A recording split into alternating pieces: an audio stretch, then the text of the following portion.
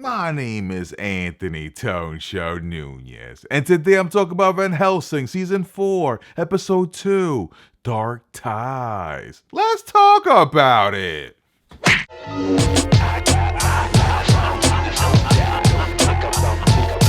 So this episode is called Dark Ties, and it's also directed by David Winning, who also directed the first episode of Season 4, Dark Destiny.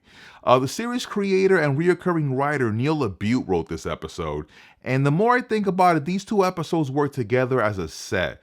The next episode does not have the word dark in the name, so I feel like Dark Destiny and now Dark Ties were supposed to set up Vanessa for the season by serving as a pivoting point for the character. Vanessa has been dealing with the darkness inside of her, and we kind of found out that Lily Van Helsing's death was supposed to be a catalyst for Vanessa to choose the light. And that's what we saw here when she gifted Nicole Munoz, who we're going to talk about a little bit later, her katana. Lily Van Helsing also brought to Vanessa's attention the image of the gate where the Dark One is imprisoned, the same gate that Violet sees at the end of the episode in her dream with Vanessa. Now, this brings me to the revelation that Julius, he may be assuming that Violet's actually a Van Helsing.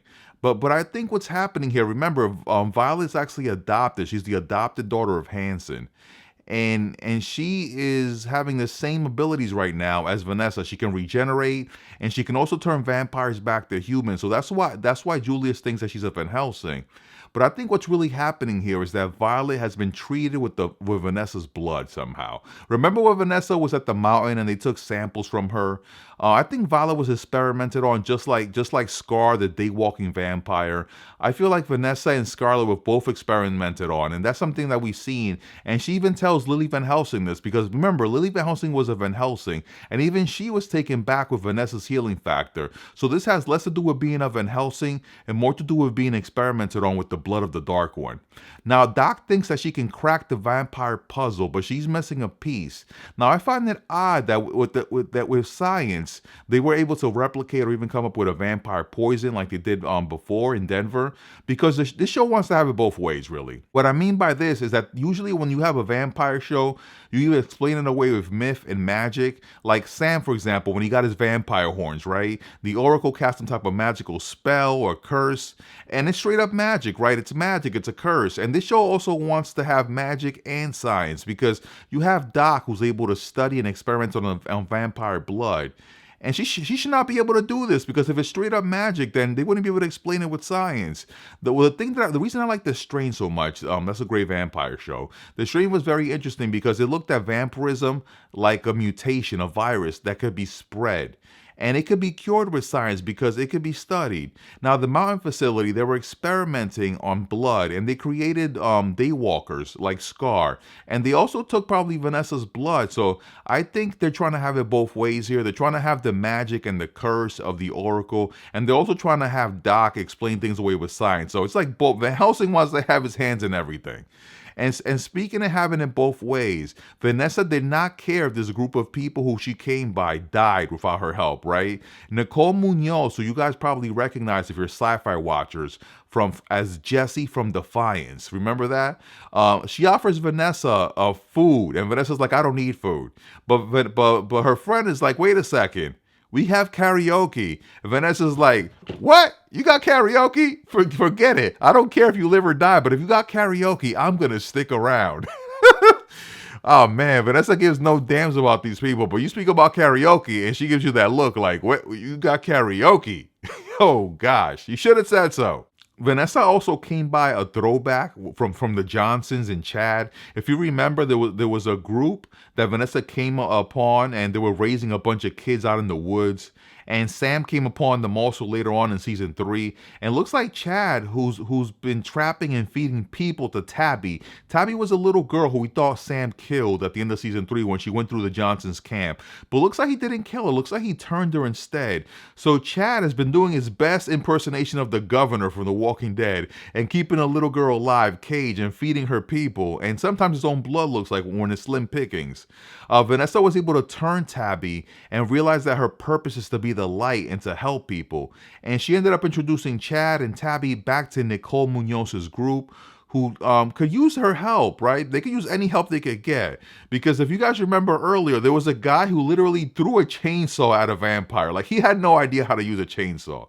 So they can use all the help they can get. So Chad is probably very welcome with his trap making over there. And if you saw Nicole Munoz, like, she's very, very soft on Vanessa. And I found it kind of weird that Vanessa's actually kind of soft on Nicole Munoz too, right? Like, through all we've seen, Vanessa's just been pushing people away. She pushed Axel away. She pushed all the group members away before. She pushed Julius's group away. And now I find it kind of odd. She was allowing the Nicole Munoz to come into the fold. And if you guys seen the poster art for season 4, you see that Nicole and Violet are gonna join Vanessa, right? They spoiled it in the poster. If you see the poster, you see that they're basically teasing new blood. This team up of Vanessa, Violet, and Nicole Munoz. So there's no spoilers here. That's just the truth, right? Look at the poster. So it looks like Vanessa is a little soft on Nicole. So I definitely see her somehow meeting up with Nicole in the future. Also in this episode, Doc finally inquired about Jolene when she asked Avery, that's that black tech executive, to look through the files from Denver. Doc saw that some documents said that 2 prisoners escaped a bus crash where 5 died that was headed to Loveland. So she's hoping those 2 prisoners are Jolene and Flesh. And you and I both know that she is right. All in all, I feel like this episode is a setup for the season. Like, there's a good number of pieces now in play.